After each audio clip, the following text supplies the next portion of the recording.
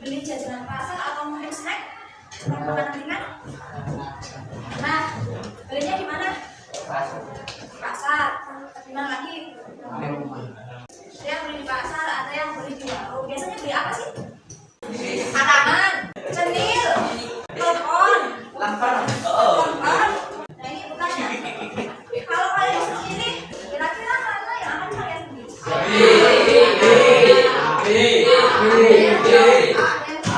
Kenapa dijawab B? Banyak. Karena banyak, karena menarik. Jadi yang jawab B karena tadi ada teleponnya, katanya lebih enak. Yang jawab B karena itu menarik. Jadi gambarnya lebih berwarna, jadi kelihatan menarik. Terus dihias-hias oleh namanya. Yang membuat rasanya jadi lebih enak. Kira-kira apa ya? Ada micinnya, ada MSG-nya, jadi lebih gurih. Kemudian kenapa bisa lebih awet? Ya, pengawetnya. Nah, makanya hari ini kita akan belajar mengenai zat tambahan pangan atau yang biasa kita sebut dengan zat aditif. Dan tujuan pembelajaran yang akan kita capai hari ini adalah kalian dapat menyebutkan jenis bahan tambahan pada makanan dan minuman dengan benar. Kalian juga dapat mengidentifikasi berbagai zat aditif dalam makanan dan minuman dengan tepat. Kemudian kalian bisa menganalisis berapa penggunaan zat aditif dengan tepat. Kalian juga bisa mengamati dan mengumpulkan data mengenai jenis-jenis zat aditif pada makanan. Kalian mengumpulkan data jenis-jenis zat aditif. Kemudian yang terakhir kalian bisa membuat laporan pakai LKPD seperti biasa. Jadi tujuan pembelajaran yang ditanyakan, zat aditif yaitu bahan yang ditambahkan ke dalam makanan dengan sengaja, tapi jumlahnya cuma sedikit. Jadi kalau kalian bikin kopi nggak mungkin satu gelas dari 1 kilo, ya kan? Bikin kopi 1 gelas, yang gulanya cuma 1 sendok, berarti namanya zat aditif. Tujuan penambahannya 1, supaya memperbaiki cita rasa, penampilannya, kemudian tekstur dan aroma. Yang kedua, bisa memperpanjang daya simpan. Nanti ada pengawetnya, maka bisa dipanjang daya simpan. Yang ketiga, bisa meningkatkan nilai gizi.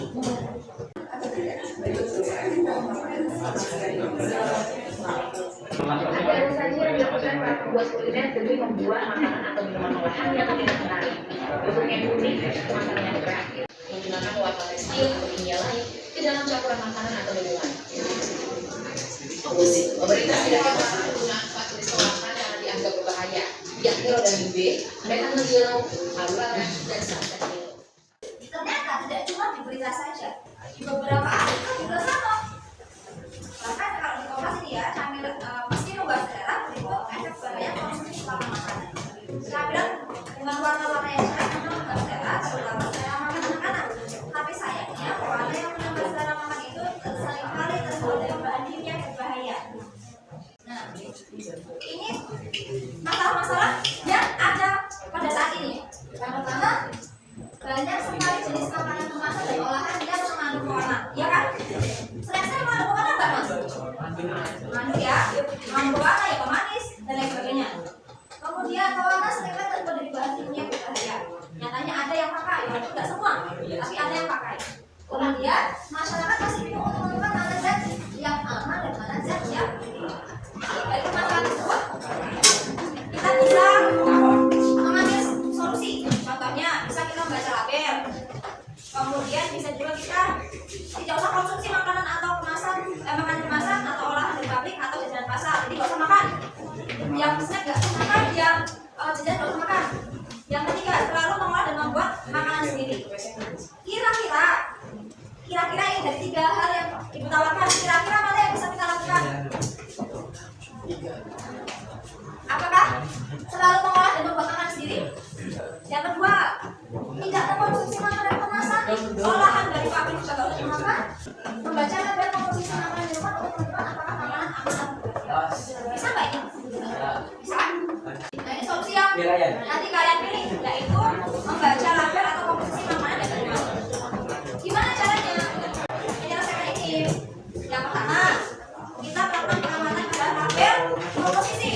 Kemudian diidentifikasi apakah zat aktif terkandung apakah ini warna, dan sebagainya.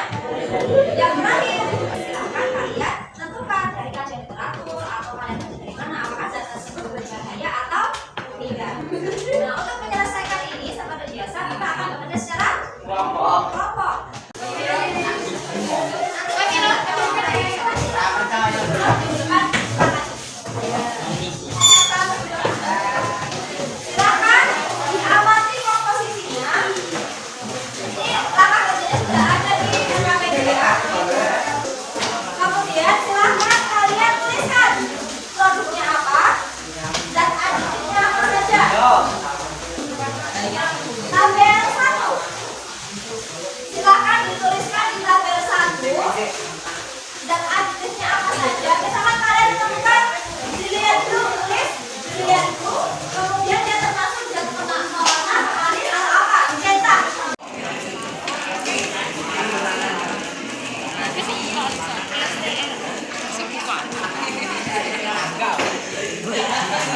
Oke,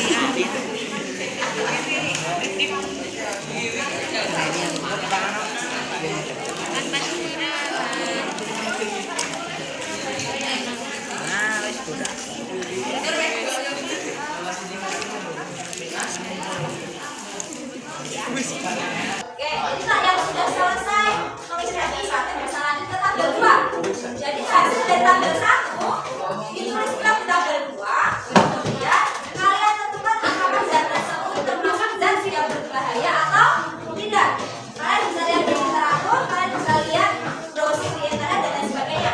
Jadi kalian tentukan apakah zat tersebut termasuk zat yang berbahaya atau tidak berbahaya.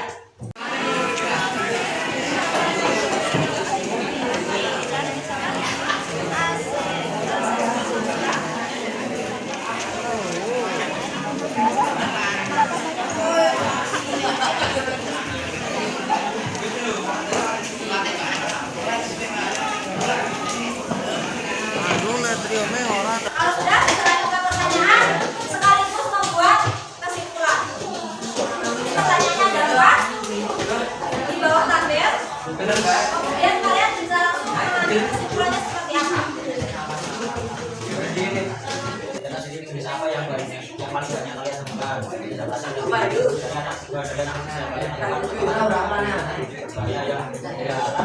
Kalian temukan budaya temukan dari hasil pengamatan pada beberapa bungkus makanan dan tadi kualitas dari BBI, natrium, trigono, leonada, aspaitam, asesulfam, asusfam, natrium, utama.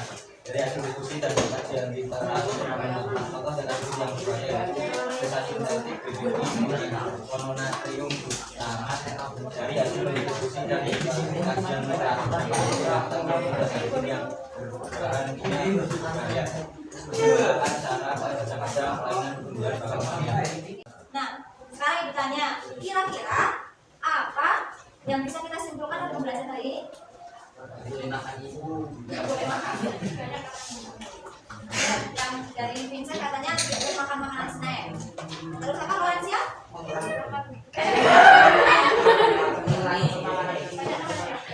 Banyak makan yang tidak sehat. Ada yang jawab siapa namanya? Wahyu bilang katanya harus mengurangi makanan-makanan yang berbentuk snack. Ada lagi yang bisa memberikan kesimpulan? Ada yang bisa memberikan kesimpulan yang lain? Jadi kalau kita tarik kesimpulan ya dari semua pembelajaran yang sudah kita lakukan, kita bisa tahu bahwa banyak sekali zat aditif. Makanya banyak zat aditif itu ya. Tadi ada pewarna, pemanis, memberi aroma, pemulsi dan lain sebagainya. Itu macam-macam ya. Halo. Kemudian kesimpulan yang lain yang bisa kita dapatkan bahwa ternyata banyak juga zat-zat kimia berbahaya yang masuk ke dalam makanan atau zat aditif yang berbahaya bila kita konsumsi. Sampai di sini ada yang mau ditanyakan? Ada yang mau ditanyakan? Tidak? Kalau tidak ada, kita berikan aplaus dulu untuk kelompok yang hari ini kerjanya paling baik. Kelompok berapa ya kira-kira? 5. Kelompok 6 paling duluan kerjanya.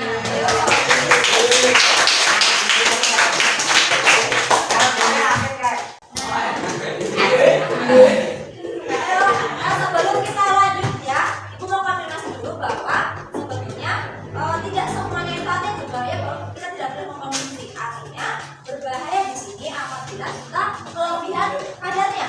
Sekarang kita lakukan proses. Tadi kalian sudah melakukan pretest. Sekarang kita lanjutkan dengan prosesnya. Apakah kalian jawabannya akan tetap sama?